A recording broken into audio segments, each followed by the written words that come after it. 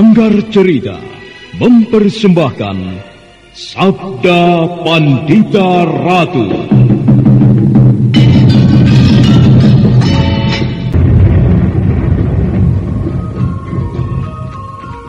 Sabda Pandita Ratu, naskah ditulis oleh Pondra Swasti Langit, diolah oleh Agus Nur Ismail, didukung oleh artis-artis terkemuka, Ferry Fadli, Eli Ermawati, M. Abud, Ivona Rose, dan lain-lain. Teknik dan montase, Ibin Arifin, dengan sutradara Dian Pertiwi. Kensiri Naraswari sangat kesal terhadap kakaknya Kameswara yang menurut pendapatnya tidak tahu diri, keras kepala. Gadis itu menggigit bibirnya melihat Tumenggung Murtiwandawa mengangkat pedang pendek yang siap dibenamkan di tubuhnya sendiri. Sementara itu, Tumenggung Murtiwandawa dengan perasaan galau diam sesaat, sedangkan ujung pedang di tangannya diletakkan di atas perutnya.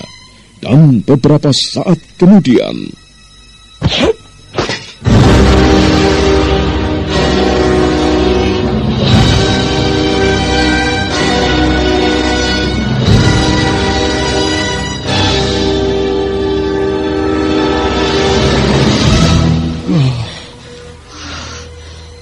ada orang yang mencegah perbuatan Tumenggung Murtiwandawa.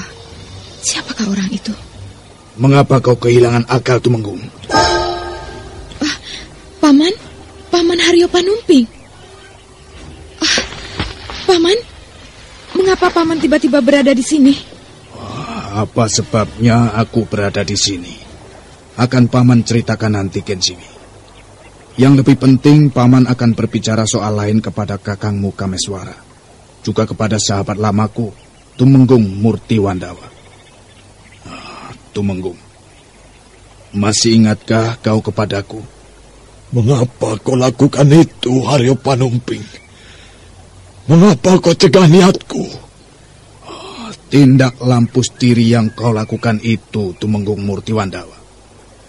Perbuatanmu bakal menjadi sebuah lelakon yang paling memuakkan. Semua orang akan mentertawakanmu. Itulah sebabnya aku mencegah niatmu itu, Tumenggung.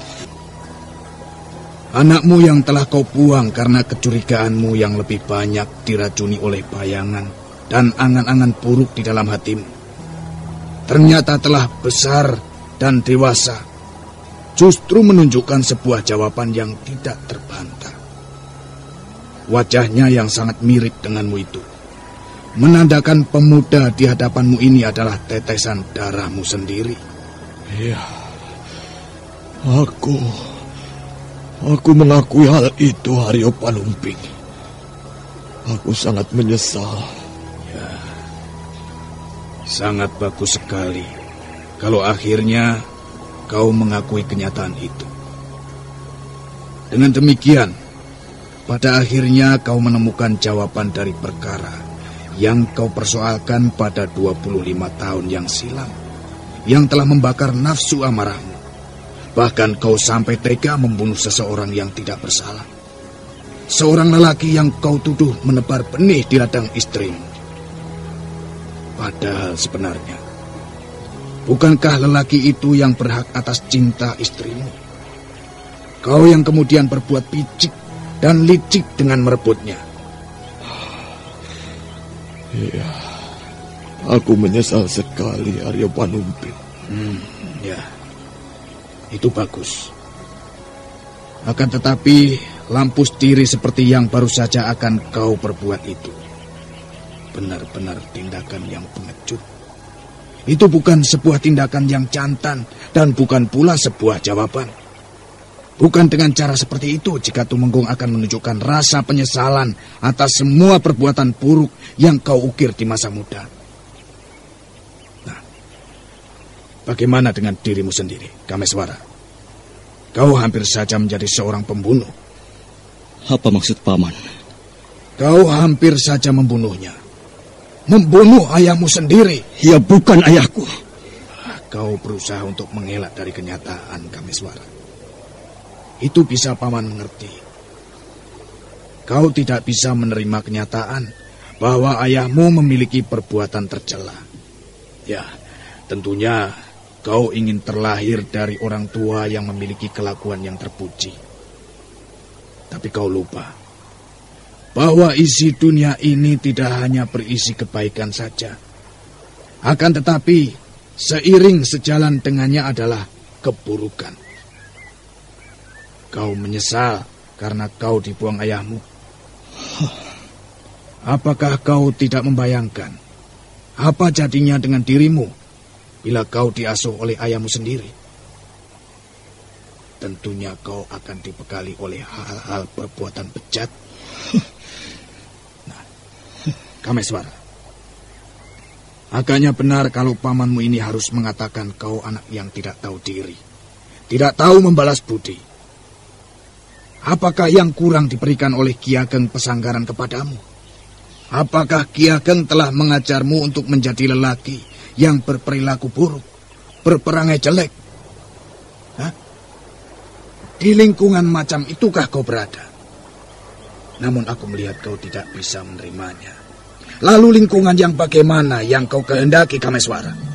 Dan kata-kata itu telah langsung menohok dan menyodok ulu hatinya, sehingga Kameswara tidak tahu lagi harus berbuat apa. Namun hatinya yang meletup-letup menggiringnya untuk menentukan tindakan. Kameswara segera meninggalkan tempat itu dan melompat ke atas kudanya.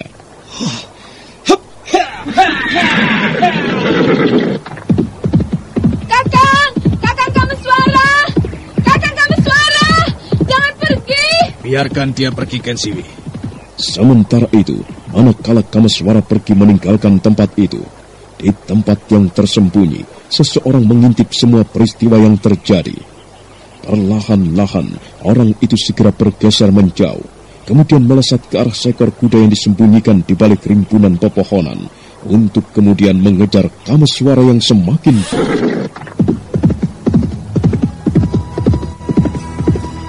Tumenggung Murti Wandawa berdiri termangu. Hatinya sedih. Sebenarnya dia ingin berbicara banyak pada Kameswara, namun niatnya urung. Yang dapat diperbuat hanyalah memandang larinya kuda yang ditunggangi Kameswara. Tumenggung Murti Wandawa, jika memang kau benar-benar merasa menyesal, resapilah rasa penyesalanmu itu.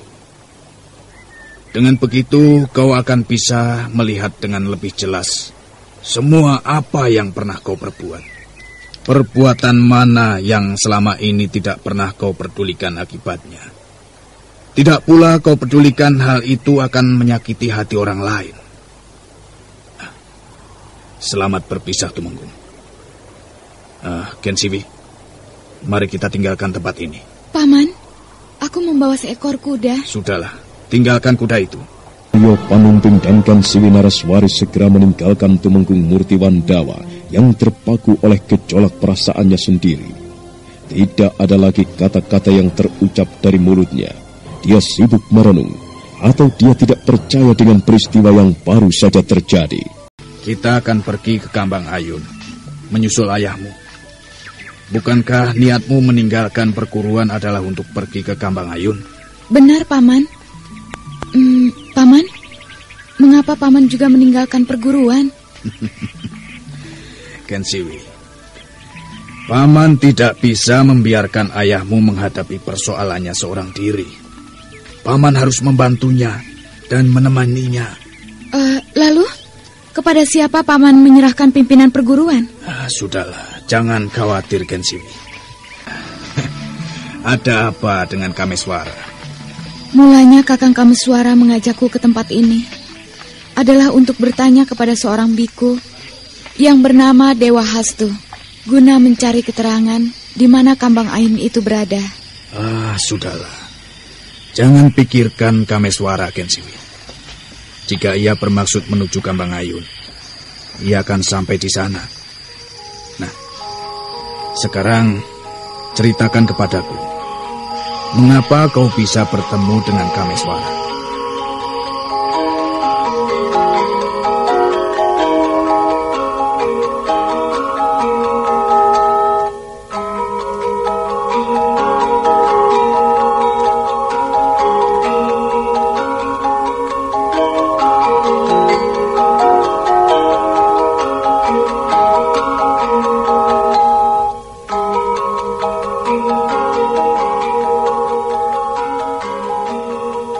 Dengan jelas dan gamblang, Ken Siwi Nareswari menceritakan semua pengalamannya tentang Paraji Gading yang ternyata adalah anggota dari para perampok Padang Karautan, dan tidak terlewat pun dengan seorang pemuda aneh yang telah menolongnya. Nampaknya Paman Haryo Panumping lebih memperhatikan perhatiannya tentang cerita pemuda aneh daripada Paraji Gading yang telah berkhianat.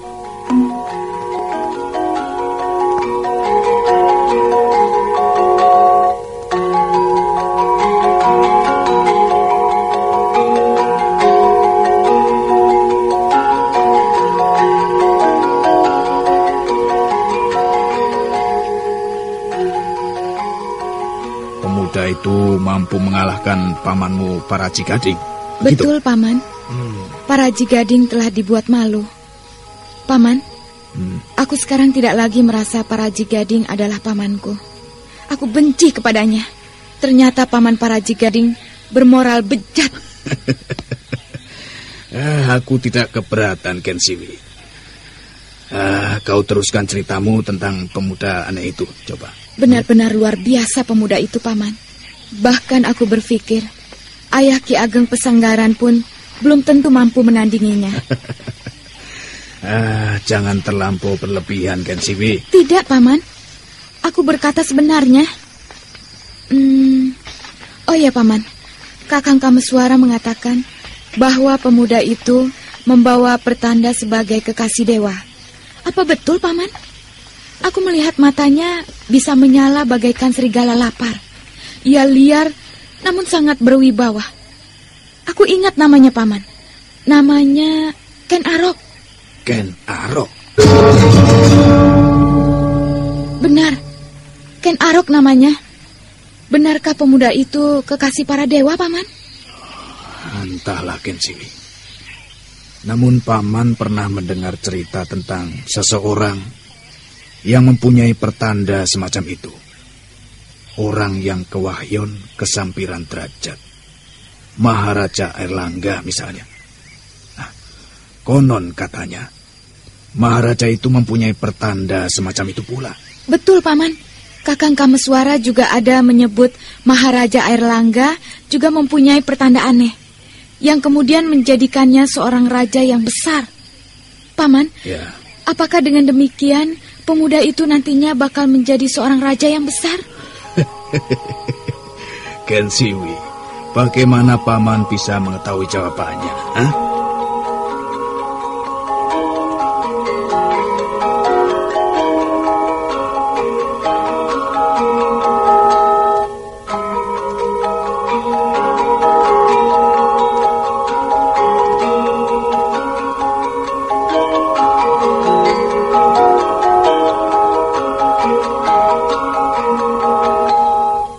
Waktu pun merayap secara perlahan-lahan, seiring semua soal dan peristiwa yang terus terjadi. Seiring kegelisahan Ken Siwi atas ayahnya, Ki Ageng Pesanggaran, dan seiring gejolak cinta yang mulai tumbuh, namun tidak mungkin berakar, dan kemudian berkembang pada kakaknya Kameswara. Waktu yang berlalu seolah menyaksikan dengan penuh hikmat semua yang dialami Tumenggung Murti Wandawa. Keruh hati Kameswara dan tangis duka Pinaka Swasti Ratu yang telah kehilangan galuh urang. Sementara itu, Tumenggung Murti Wandawa masih tetap terpaku di tempatnya seperti orang sakit ingatan.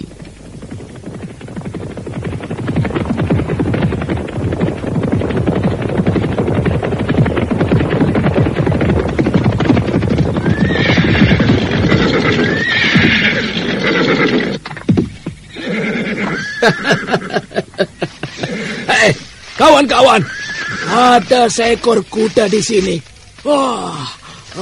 Lihat, ada seorang yang nampak sedang kebingungan. Wah, kuda yang bagus. Lihat, orang yang nampak kebingungan itu sepertinya orang kaya. Mungkin saudagar. Lihat cincin yang melingkar di jarinya. Lihat timang yang melilit di pinggangnya. Semuanya dari emas murni dan berlian. Mimpi apa kita semalam?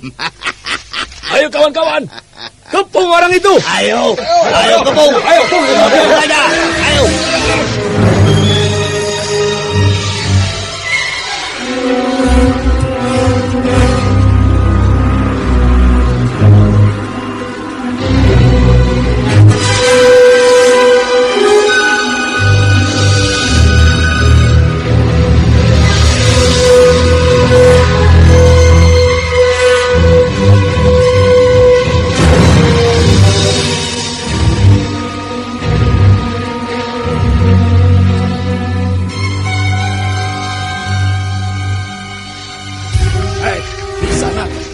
Sedang apa kau di sini? Kalapati, mungkin orang ini sedang sedih ditinggal gundiknya. Iya. Mungkin juga. Hei, Sindupati. Kelihatannya orang ini seorang prajurit. Dari mana kau tahu ia seorang prajurit? Lihat itu, lencana yang menempel di dadanya. Di sana. Apa betul kau seorang prajurit? Hah? Apakah kau bisu? Tidak mau menjawab? Siapa namamu? Dan mengapa kau berada di tempat ini? Kau kelihatannya seperti kebingungan. Apa yang kau bingungkan? Hah? Ayo jawab!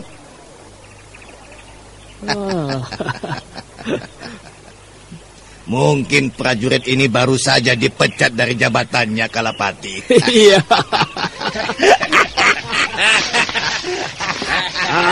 Sudah. Jangan pedulikan orang ini. Sebaiknya kita perhatikan perhiasan yang dipakainya dan kudanya yang tegar.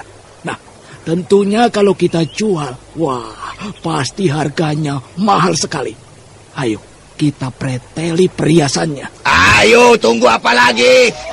Lepas semua perhiasan yang dipakainya. Ayo. Ayo.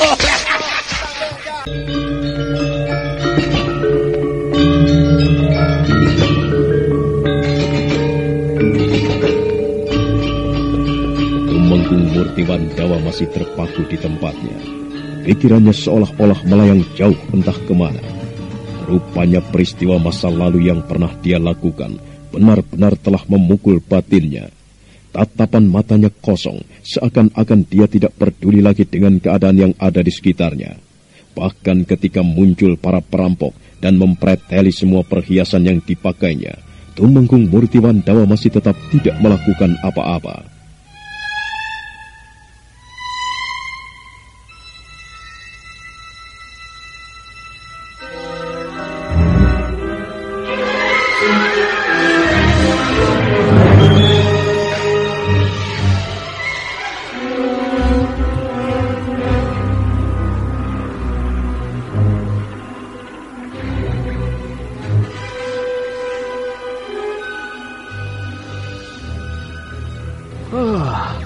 Kelihatannya dia seorang bangsawan. Dari perhiasan yang kita lucuti ini saja, menandakan bahwa dia orang yang kaya raya. Hari ini kita benar-benar beruntung. Baru kali ini kita mendapatkan hasil yang luar biasa. Dan mendapatkannya pun kita tidak mengalami kesulitan. Iya. Itu namanya sedang ngucur. Sindupati, aku rasa orang ini di rumahnya masih menyimpan harta yang banyak. Nah, bagaimana kalau kita rampok saja sekaligus rumahnya? Wah, benar. Suatu usul yang bagus. Kalau begitu, biar aku yang tanya di mana ia tinggal dan siapa namanya. Di sana. Sebut siapa namamu dan di mana tempat tinggalmu. Ayo, jawab. Atau kau akan merasakan tajamnya pedangku. Sindupati, kelihatannya ia orang yang tuli. Atau mungkin ia orang yang kurang waras. Ia seolah-olah tidak mengacuhkan kehadiran kita dan juga pertanyaan-pertanyaan kita. Kakang, kalau dilihat dari lencana yang dipakai orang ini, ia bernama Murtiwandawa. Apa? Murtiwandawa? Bagaimana kau tahu bahwa orang ini bernama Murtiwandawa? Dari tulisan yang terukir di lencana itulah. Saya mengetahuinya, Kakang. Iya. Aku baru ingat. Di antara kita hanya kaulah yang bisa membaca dan menulis. Sindupati dan kawan-kawannya tidak menyadari kalau tiba-tiba saja Tumenggung Murtiwandawa bangkit berdiri. Rupanya setelah beberapa saat tak sadarkan diri, sekarang Tumenggung Murtiwandawa baru menyadari bagaimana keadaannya yang sebenarnya.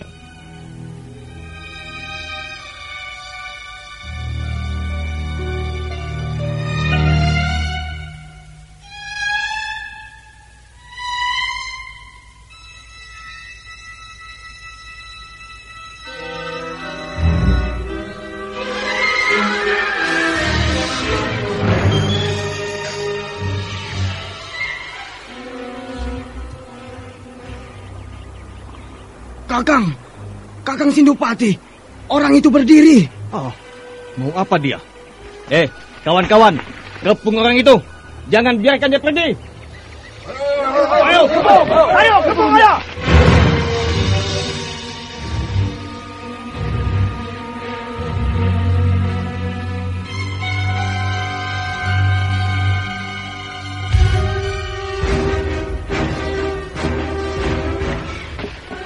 Apa yang ingin kau lakukan ke sana?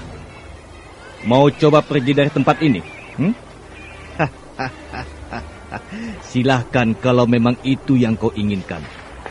Tapi sebelum kau angkat kaki dari tempat ini, jawab dulu pertanyaanku. Tetapi kalau kau tidak menjawabnya, maka jangan menyesal kalau aku berbuat kasar padamu. Benarkah namamu Murti Wandawa? Seperti nama yang terukir di lencana ini? Iya, benar. Itu memang namaku. Bagus. Mudah-mudahan kau tidak berdusta. Lalu kau tinggal di mana di sana? Aku tinggal di Kota Raja Kediri. Oh, Kota Raja Kediri. Kalau kau tinggal di sana, artinya kau adalah seorang bangsawan yang kaya raya. Benarkah demikian Kisana?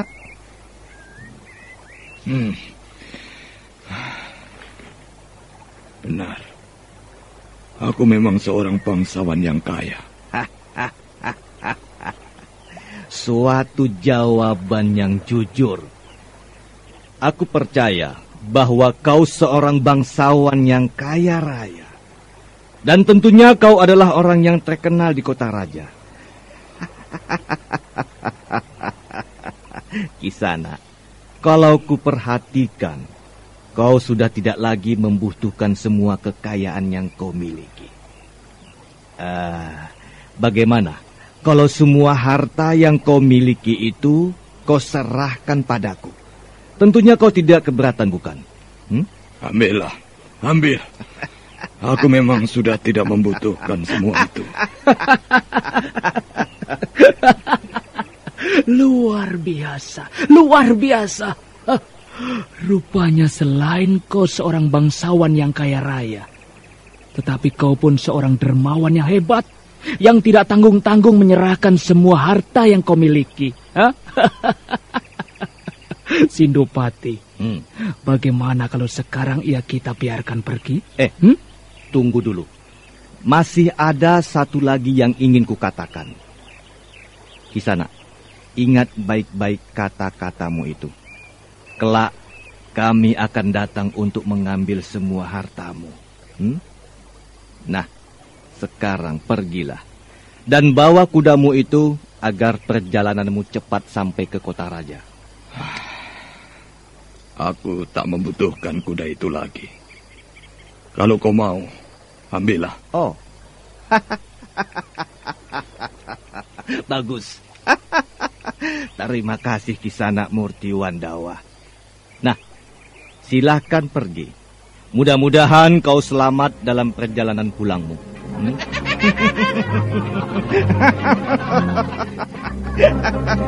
Sindupati dan Kalapati nampak tertawa terkekeh-kekeh melihat kepergian Tumenggung Murti Wandawa. Sementara Tumenggung Murti Wandawa sendiri tidak mengacuhkan apa yang baru saja dia alami. Dia terus melangkah dengan lesu hingga lenyap di balik rimbunnya dedaunan.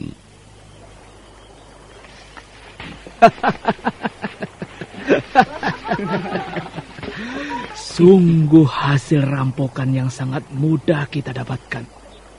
Kalau saja terus seperti dia orang yang kita rampok, tentunya kita akan bersenang-senang terus setiap saat. Ya benar, Kakang. Kakang Sindupati, kelihatannya orang yang tadi kita rampok menguasai ilmu kanuragan, Kakang. Lihat saja, dari pedang yang baru saja kuambil ini. Aneh. Siapa sebenarnya orang yang bernama Murti Wandawa itu?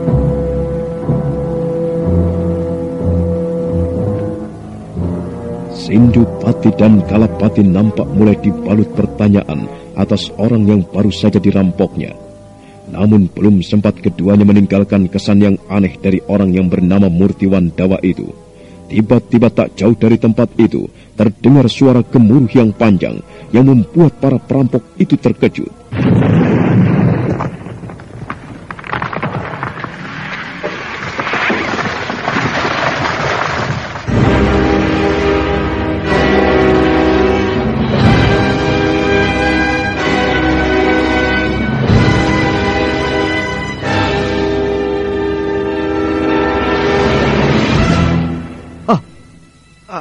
Suara apakah itu, Kalapati?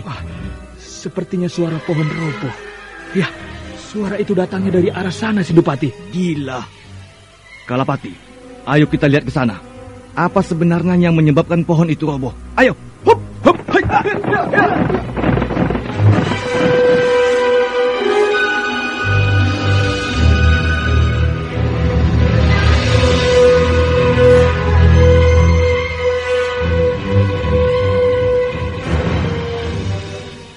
Sindupati dan Kalapati kemudian melesat meninggalkan tempat itu, disusul dengan anak-anak buahnya yang berhamburan untuk melihat apa sebenarnya yang tengah terjadi. Dan sampai di tempat di mana suara gemuruh itu terdengar tadi, para perampok itu pun terkejut melihat sebuah pohon besar tumbang dengan pangkal pohon yang patah.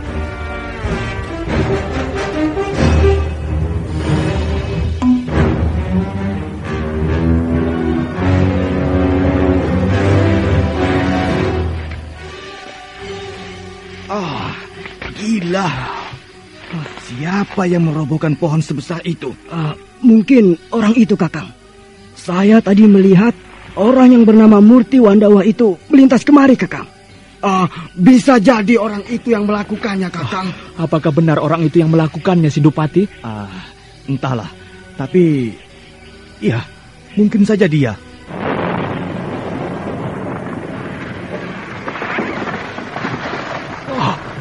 Seperti ada lagi pohon lain yang tumbang. Sindupati, lihat. Ayo cepat menyingkir. Ayo, cepat. Bukan main terkejutnya Kalapati dan Sindupati ketika melihat sebuah pohon besar roboh ke arahnya. Secepat kilat, kedua pimpinan rampok itu melompat sambil berteriak untuk memerintahkan menyingkir pada anak-anak buahnya.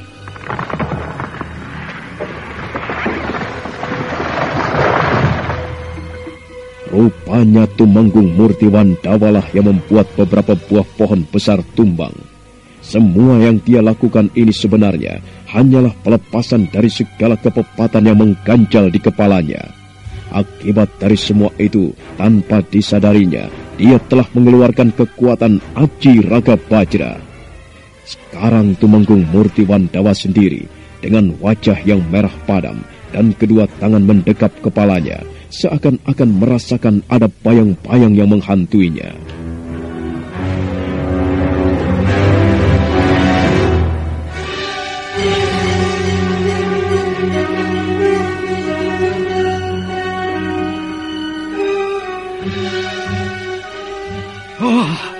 Sakyamurti! Sakyamurti! Kau manusia keparat, Sakyamurti! Jiwamu sungguh kotor, memuakan. Kau tidak pantas disebut sebagai manusia. Kau binatang, Sakyamurti!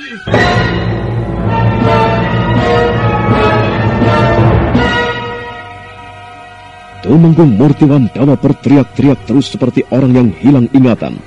Setelah beberapa lama dia berdiri sambil berteriak-teriak, tiba-tiba saja tubuhnya lunglai ke tanah.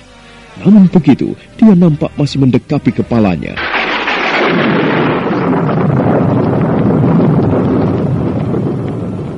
Kau memang lelaki keparat, Sakyamurti. Kau bukan ayahku. Kau harus kubunuh. Aku mengakui bahwa aku memang anakmu.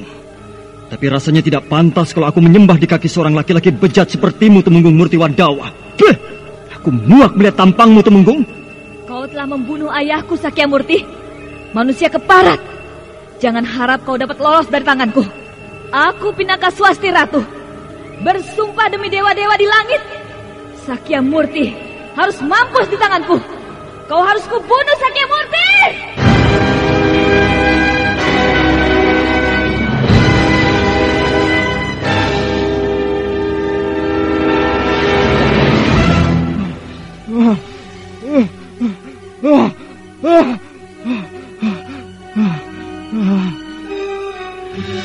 Bukan hanya bayangan-bayangan Kameswara dan Pinakaswasti Ratu saja yang hadir dalam benaknya, namun bayangan Luh Saraswati, orang yang pernah perkosanya, hadir juga dalam benaknya. Tumenggung Murti Wandawa seolah-olah merasakan bahwa ketiga orang yang disakitinya itu hadir sambil menuding-nuding wajahnya. Aku memang benar-benar manusia keparat. Sakyamurti memang harus dibakar. Keparat!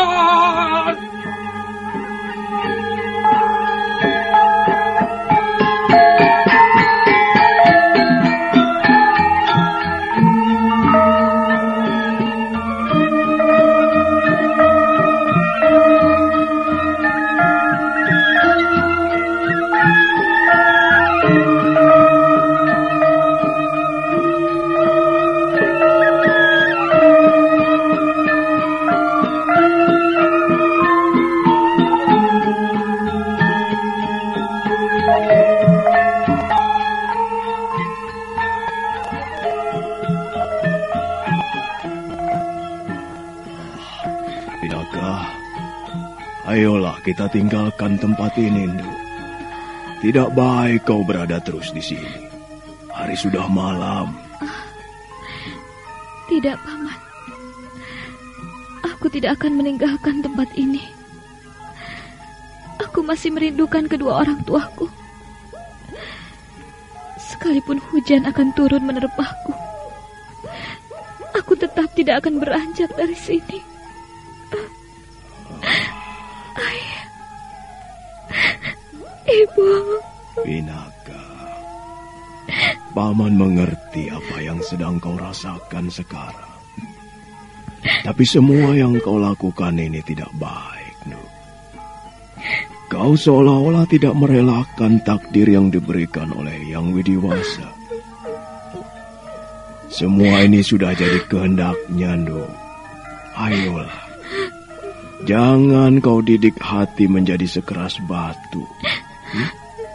Kau harus menerima semua ini dengan hati tabah. Aku mengerti, Paman.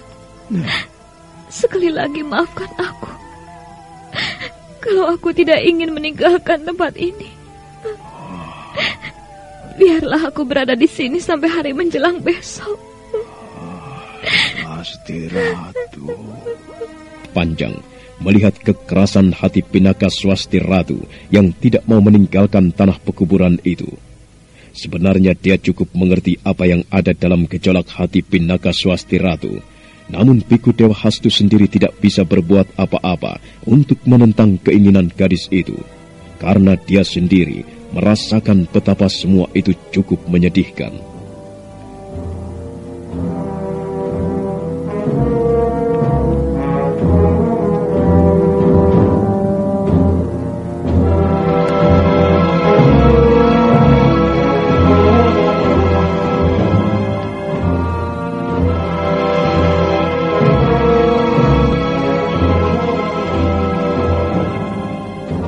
Sementara itu, Kameswara yang tengah memacu kudanya menuju ke perkampungan Pandaringan telah sampai di perbatasan desa. Namun ketika dia telah sampai di perbatasan desa itu, tiba-tiba saja dia baru menyadari bahwa langkahnya tengah diikuti oleh seseorang.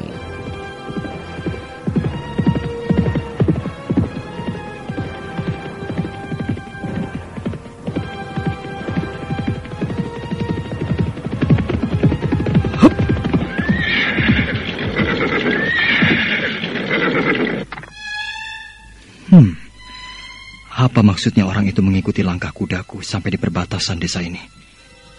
Aku akan menunggunya di sini.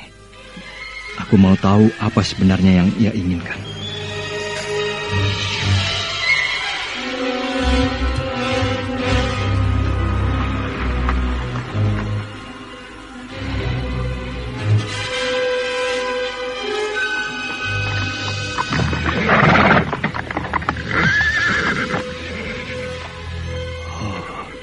Seorang laki-laki tua rupanya. Kalau kulihat dari tatapan matanya, Orang itu sepertinya tidak menyukaiku. Siapa sebenarnya orang ini? Rasanya aku belum pernah mengenalnya. Kiai. Apa sebenarnya tujuan Kiai mengikuti perjalananku sampai ke perbatasan desa ini? Dan siapa Kiai sebenarnya?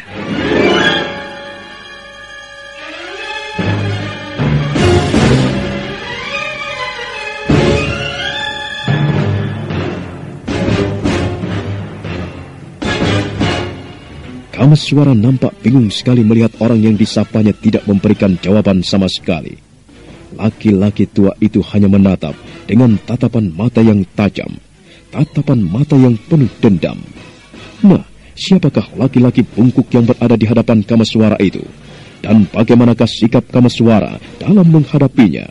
Saudara pendengar, untuk mengetahui jawabannya, ikutilah kelanjutan kisah ini pada seri berikutnya. Sampai jumpa.